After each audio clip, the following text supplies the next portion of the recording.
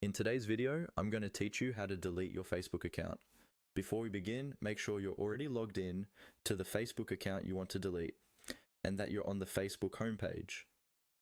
Also, remember that deleting an account is a serious step. If there are photos, messages, or any other content you might want to keep, this is a good time to download a copy of your data through Facebook settings in a separate tab. Once you're ready, let's walk through the exact path you need to follow. First, look at the top right corner of the Facebook page. You'll see your profile icon, which might show your profile picture or a generic silhouette. Click on that profile icon. This opens a menu with several options related to your account. From this menu, find and click on Settings and Privacy. This will expand into another set of options. You don't need to change anything else here. We're just using this path to get deeper into the account controls. Next, click on Settings. This will open the main settings page for your Facebook account in a new view. Give it a moment to load if your connection is a bit slow.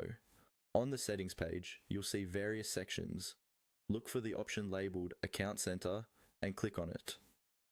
The Account Center is where Facebook manages settings that can apply across Facebook, Instagram, and Messenger, so a lot of account level actions are handled here. Inside the Account Center, find and click on Manage Accounts.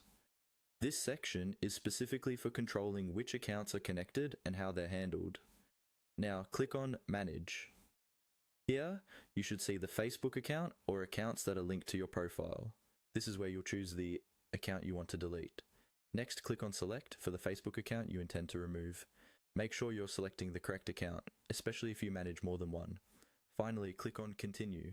At this point, Facebook will guide you through the remaining on-screen prompts to either deactivate or permanently delete your account. Carefully read each option and confirmation message, since some choices might be reversible for a limited time, while others are permanent. Follow those prompts until Facebook confirms the process is complete, and you're done.